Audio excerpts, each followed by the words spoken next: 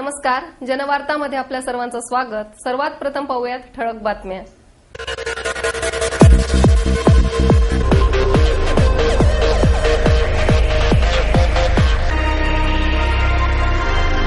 पंढरीची वारी हा अद्वितीय आध्यात्मिक सोहळा असून वारकरी हे आत्मसुराचा अनुभव घेत असतात। ज्येष्ठ लेखक नारायण शेळके यांचं प्रतिपादन।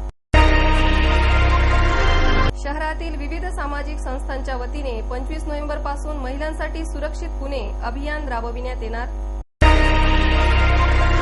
पुणे कृषी उत्पन्न बाजार समितीवर 7 वर्ष असलेले प्रशासक राज लवकरच संपविण्यात येईल, पणन मंत्री राधाकृष्ण विखे पाटील यांचं आश्वासन। सध्याच्या परिस्थितीत मुख्यत्यार पत्र बनविणे किती गरजेचे आहे याबाबत दादासाहेब बेंद्रे यांच्या व्याख्यानातून विस्तृत विवेचन। इंजिनियरकडून लाच घेतल्याप्रकरणी मावळचे प्रांताधिकारी संजय सिंह रामराव चव्हाण यांना अटक। बालगंधर्व कला दालनात भरविण्यात आले 29 मान्यवरांच्या कृष्णधवल छायाचित्रांचे सौंदर्य प्रदर्शन। बिहारमध्ये मिळालेल्या विधानसभा निवडणुकीत भाजपाला मिळालेल्या यशाबद्दल पुणे शहर भाजपच्या वतीने जल्लोष साजरा। इतिहासाच्या दर्शनाबरोबरच भविष्याचा वेध घेणे गरजेचे आहे, असे प्रतिपादन ज्येष्ठ समीक्षक डॉक्टर द बी कुलकर्णी यांनी केले। अक्षरधारा आणि पॉप्युलर प्रकाशनाच्या वतीने रियासतकार गो सद सरदेसाई यांच्या 51व्या स्मृती दिनानिमित्त आयोजित केलेल्या रियासतींचे वाचन हा कार्यक्रम आयोजित करण्यात आला। यावेळी लेखिका सुमन बेलवलकर, कवी किशोर कदम व पॉप्युलर प्रकाशनाच्या अस्मिता मोहिते आदी उपस्थित होत्या। कुलकर्णी म्हणाले, गो स सरदेसाईंचे लेखन समतोल आहे। त्यांची सुबोध शैली असून त्यात प्रासादिकता आणि साधेपणा आहे। नाट्यसंहितेचे वाचन होत असते, परंतु रियासतींचे वाचन करून पॉप्युलर प्रकाशनने नवीन पायंडा घातला आहे। आपल्या कडक आणि कणखर आवाजात कवी किशोर कदम यांनी रियासतींच्या वाचनाला सुरुवात केली। यात शिवाजी महाराज आणि अफजल खानाच्या भेटीचा प्रसंग रंगवून अफजल खानाचा शेवट कसा झाला याचे वर्णन कदम यांनी आपल्या आवाजातील चढउतारांद्वारे अभिनयातून दाखविले। या रियासतीच्या वाचनात सुमन बेलवलकर यांनी निवेदन केले, अफजल खानाचा शेवट किंवा शिवपुत्र संभाजी आणि कवी कलुषा यांचा शिरच्छेद अशा अनेक घटकांचे वर्णन या रियासतीमध्ये आहे, असे त्यांनी सांगितले। अक्षरधाराचे महाव्यवस्थापक लक्ष्मण राहिवडीकर यांनी सूत्रसंचालन केले। पॉप्युलर प्रकाशनाच्या अस्मिते मोहिते यांनी आभार प्रदर्शन केले। पंढरीची वारी हा अद्वितीय आध्यात्मिक सोहळा असून वारकरी हे आत्मसुराचा अनुभव घेत असतात, असे प्रतिपादन ज्येष्ठ लेखक नारायण शेळके यांनी केले। सुयोग प्रकाशनाने प्रकाशित केलेल्या संत साहित्य अभ्यासक डॉक्टर अरविंद नेरकर यांनी लिहिलेल्या दिंडी चालली चालली या पुस्तकाचे प्रकाशन उपमहापौर अॅडव्होकेट प्रसन्न जगताप यांच्या हस्ते शशिकांत सुतार यांच्या उपस्थितीत करण्यात आले। यावेळी ज्येष्ठ कथालेखक व्यंगचित्रकार नारायण शेळके हे अध्यक्षस्थानी होते। पुस्तकाचे प्रकाशन मातोश्री वृद्धाश्रमामध्ये झाले। यावेळी प्रसिद्ध गायिका चारुशीला बेलसरे यांच्या रंगभक्तीचे या भक्ती संगीत कार्यक्रमाचे आयोजन करण्यात आले होते। यावेळी दिंडी चालली चालली पुस्तकाचे लेखक संत साहित्याचे अभ्यासक डॉक्टर अरविंद नेरकर म्हणाले की पंढरीची वारी हा वर्षानुवर्षे अखंडपणे चाललेला अद्वितीय सोहळा आहे। वारी हा आचार आणि विचार असून या परंपरेची माहिती संशोधनाच्या आधारे दिंडी चालली चालली पुस्तकात लेखकांच्या माध्यमातून मांडण्यात आली आहे।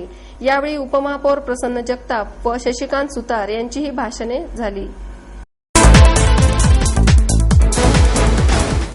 शहरातील विविध सामाजिक संस्थांच्या वतीने 25 नोव्हेंबर पासून महिलांसाठी सुरक्षित पुणे अभियान राबविण्यात येणार आहे। वाढत्या शहरीकरणाबरोबरच शहरातील सर्वच वयोगटातील महिला अधिकाधिक असुरक्षित होत आहे।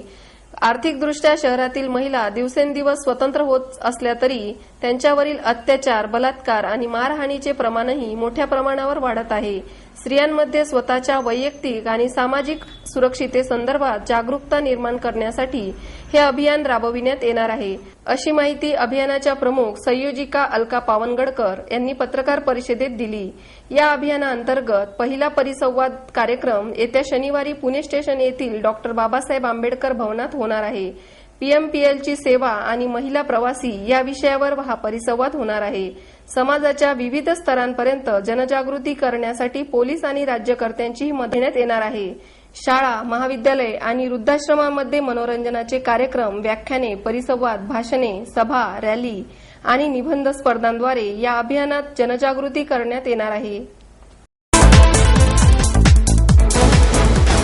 पुणे कृषी उत्पन्न बाजार समितीवर 7 वर्ष असलेले प्रशासक राज लवकरच संपविण्यात येईल असे आश्वासन पणन मंत्री राधाकृष्ण विखे पाटील यांनी दिले. राज्यातील मोठ्या कृषी उत्पन्न बाजार समित्यांच्या निर्माण झालेल्या मक्तेदारीचा पुनर्विचार करावा लागेल असे सांगतानाच पुणे कृषी उत्पन्न बाजार समितीवर 7 वर्षे प्रशासक आहे ही बाब धक्कादायक असून निवडणुकीसंदर्भात तात्काळ निर्णय घेऊ असे पणन मंत्री राधाकृष्ण विखे पाटील यांनी स्पष्ट केले. अद्याप आपण आढावा घेणार असल्याचे त्यांनी सांगितले. कृषी पणन विभाग हा प्रथमच एकत्रितरित्या एका मंत्र्याकडे आले आहे. या खात्यात नव्याने काही बदल प्रस्तावित असून त्यासाठी पणन कृषी आणि साठवणूक प्रक्रिया या विषयांवर 4 कृती गट नेमले आहेत. बाजारपेठांचा अभ्यास करून या विभागाला गती दिली जाईल असे विखे पाटील यांनी सांगितले. मुंबई बाजार समितीत आजही खुल्या पद्धतीने शेतीमालाचा लिलावाचे उल्लंघन होते. येथे सरकार फार काळ बघण्याची भूमिका घेणार नाही असे सांगून विखे पाटील यांनी पुणे बाजार समितीतही आता फार काळ प्रशासक राहणार नाही, लोकनियुक्ती समिती येथे येईल असे स्पष्ट केले. 3.25 लाख हेक्टर क्षेत्रातील शेतीचे पाणी उद्योग आणि शहरांकडे वळविण्याच्या जलसंपदा खात्याच्या निर्णयाबद्दल आपण माहिती घेऊन सांगू असे त्यांनी सांगितले. त्यांनी योजना पुन्हा त्याच्यातले बारकावे काही त्रुटी किंवा कशा पद्धतीने नव्यानं मांडली जाईल याच्या बाबतीमध्ये कार्यवाही करण्याच्या सूचना आता दिलेल्या आहेत. निर्माण लागेल त्या गोष्टी. विमा कंपन्यांच्या बरोबर आता बैठक घ्यावी लागेल. नंतर आमचं धोरण ठरलं की विमा कंपन्यांशी बोलावं लागेल. परंतु विम्याचं संरक्षण हे मला वाटतं या सगळ्या नैसर्गिक आपत्तीच्यामध्ये शेतकऱ्यांच्या करता मदतीचं खरं मदत करू शकेल आणि म्हणून ते एक त्याच्यामध्ये धोरण होतं. अन्य बाकी सगळ्या योजना आहेत सुधारणा शेतकऱ्यांच्या सुद्धा. माझ्याकडे कृषी आणि पणन दोन्ही खाते पहिल्यांदाच एकत्रपणे दिलेले आहे सरकारने. आतापर्यंत कृषी वेगळं असायचं आणि पणन वेगळं असायचं. दोन्ही खाते एकत्र दिल्यामुळे आज सकाळी पणन मंडळामध्ये होतो 2-3 तास आमची चर्चा झाली. इतक्या आपण योजना राबवतो पण शेती उत्पादित मालाच्या प्रक्रियेला साठवणुकीकरता किंवा योग्य बाजारपेठ मिळावी, नवीन त्याच्यामध्ये येणारं तंत्रज्ञान शेतकऱ्यांच्यापर्यंत काही कृषी खात्याकडे असणाऱ्या योजनांचा विचार करताना ते शक्य होत नाही. निधीचा प्रश्न असतो पण तो निधी मग पणन खात्याकडून आपल्याला येऊ शकतो. आमच्या वेअर हाऊसिंग कॉर्पोरेशन त्याच्यामध्ये आहे की ती साठवणुकीकरता जी व्यवस्था फक्त गोडाऊन मांडणं पुरतं आता मर्यादित राहणार नाही.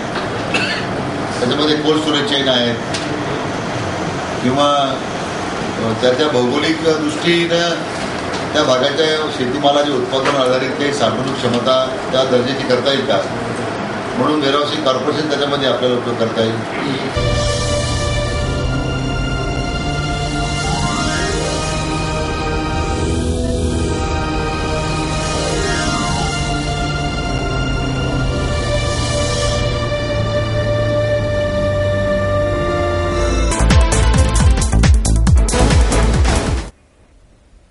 सध्याच्या परिस्थितीत मुखत्यार पत्र बनविणे किती गरजेचे आहे याबाबत दादासाहेब बेंद्रे यांच्या व्याख्यानातून विस्तृत विवेचन नागरिकांना मिळाले.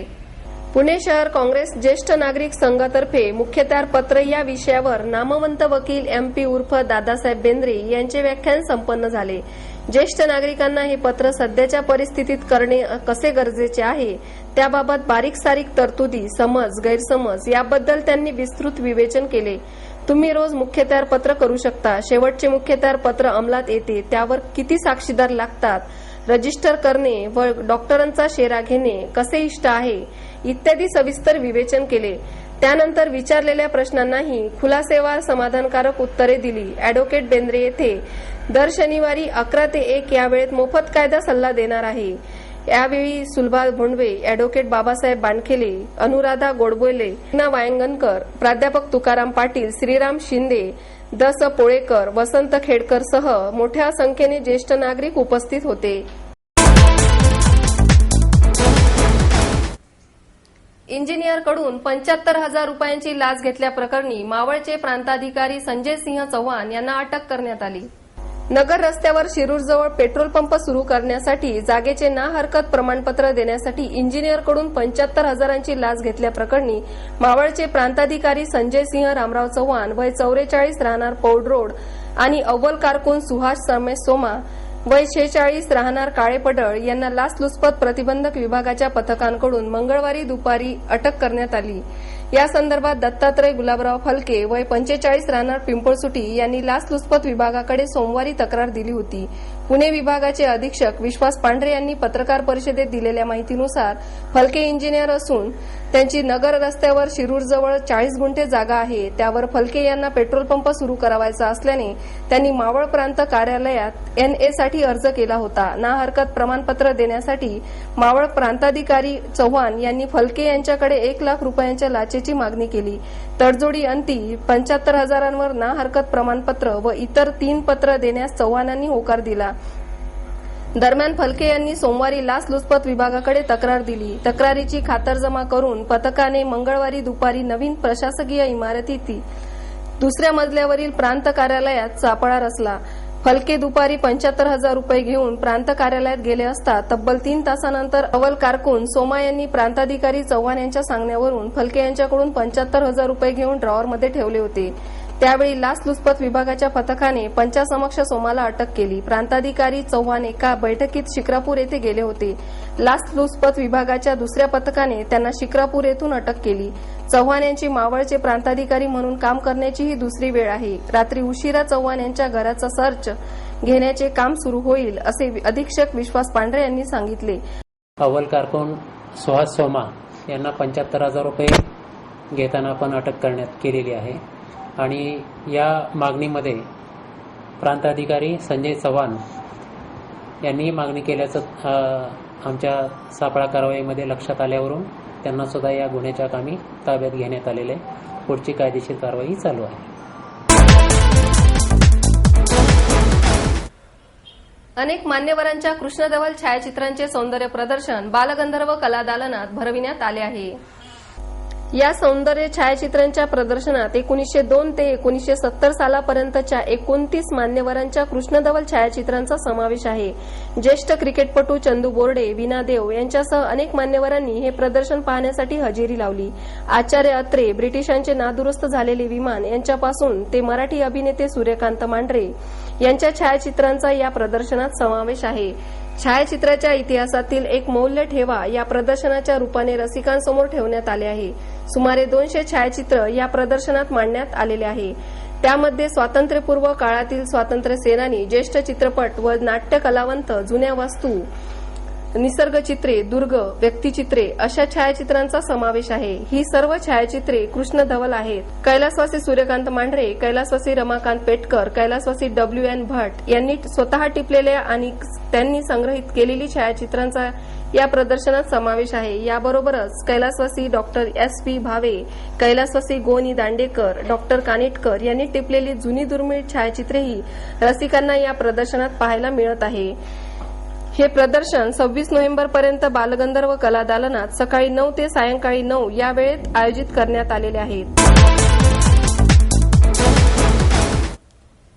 विधानसभा निवडणुकीत बिहारमधील भाजपाला मिळालेल्या यशाबद्दल पुणे शहर भाजपच्या वतीने जल्लोष साजरा करण्यात आला.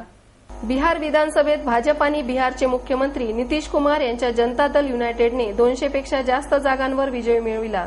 त्याचा जल्लोष पुण्यात भाजपच्या कार्यकर्त्यांनी फटाके वाजवून व साखर वाटून केला. भाजपच्या शहर कार्यालयाजवळ सर्व शहरातील कार्यकर्त्यांनी जमवून फटाक्यांची आतिषबाजी केली आणि साखर वाटली. यावेळी पर्वती मतदारसंघाच्या आमदार माधुरी मिसाळ, शहराचे सरचिटणीस योगेश गोगावले, उपाध्यक्ष संदीप खर्डेकर, नगरसेवक मुरलीधर मोहोळ, भाजप नेते अनिल शिरोळे, माजी आमदार दिलीप कांबळे, भाजप व्यापारी आघाडीचे अध्यक्ष प्रवीण चोरबोले, धीरज घाटे आदी कार्यकर्ते उपस्थित होते.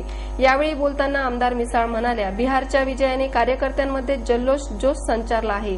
हा जोश आणि जल्लोष आगामी पालिका निवडणुकीत आणि भविष्यात येणाऱ्या विधानसभेच्या निवडणुकीपर्यंत कार्यकर्त्यांनी टिकवून ठेवावा आणि पुण्यात महाराष्ट्रातल्या विजयाचा जल्लोष करण्याची संधी मिळवावी. योगेश गोगावले म्हणाले, राहुल गांधींची जादू बिहारमध्ये चालली नसून भाजप आणि जेडीयूच्या विकास नीतीचा हा विजय आहे. भाजपच्या विकासाच्या राजकारणाचा बिहारी जनतेने स्वीकार केला असल्याचे या निकालातून दिसून आले आहे.